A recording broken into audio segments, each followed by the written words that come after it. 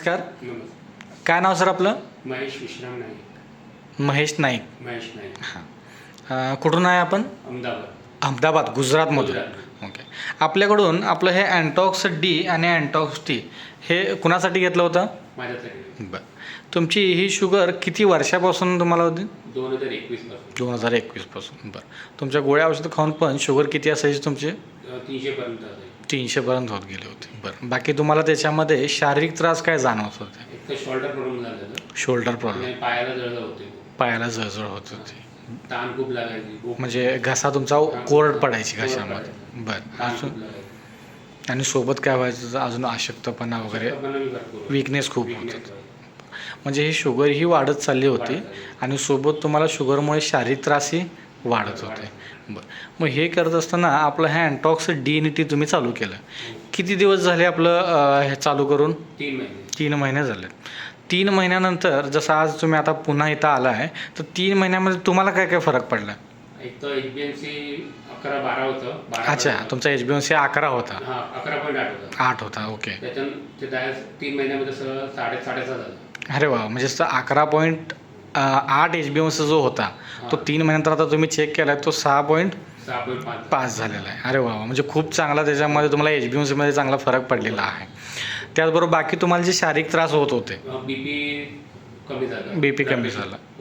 Okay. Plus cholesterol वाढलं होतं, वाढलेलं ते बी कमी झालं. कोलेस्ट्रॉलही कमी झालेलं आहे. अरे वा. गोळी न खाता कोणती. अच्छा, गोळी न खाता आपलं फक्त अँटॉक्स डी टी घेतल्यानंतर ह्याच्यामध्ये तुम्हाला चांगला याच्यामध्ये फरक पडलेला आहे. बरं. म्हणजे एकंदरीत तुम्हाला ह्यातून चांगला फायदा झालेला आहे आणि तुम्ही तर रिपोर्टही आणलेले आहेत. आता हा रिपोर्ट तुम्ही जो दाखवत आहे तो आहे महेशभाई नाईक, 11 फेब्रुवारीचा आहे.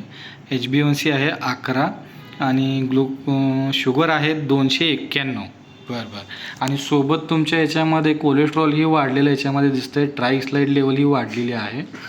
पण त्यानंतर तुम्ही आज जो रिपोर्ट इथं करून आणलेला आहात आहे 14 मेचा, ज्याच्यामध्ये HbA1c 6.52 दिसतोय आणि एस्टिमेट ग्लुकोज जी आहे ती आहे 140. अरे वा, म्हणजे 296 जी शुगर होती ती आता 140 झाली आणि HbA1c 11.8 होता तो 6.52 झाला आहे. त्याचबरोबर तुमचं जे कोलेस्ट्रॉल होतं जे आधी 202 होतं, TG लेवल पण 188 होती, ती आज कमी होऊन 160 झाले कोलेस्ट्रॉल आणि सोबत ट्रायग्लिसराईड लेवलही कमी झाली, म्हणजे नॉर्मल झालेली आहे.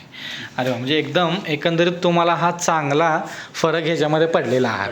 पण ह्यामध्ये सांगायचं म्हणजे हे की तुम्ही याच्याबरोबर आपण सांगितलेल्या गोष्टी जसं की आहार, विहार आणि विचार म्हणजे पथ्यपाणी ह्या ज्या गोष्टी सांगितल्यात त्याही तुम्ही त्या पद्धतीनं चांगल्या पद्धतीनं पार पाडल्या आहेत.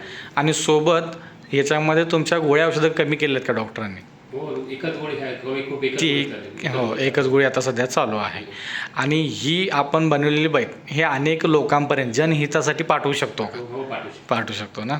धन्यवाद. तर इथून पुढचं तुम्हाला आयुष्य जे आहे असंच आरोग्यदायी हो, हीच आपल्या संस्थेकडून शुभेच्छा. धन्यवाद सर. धन्यवाद.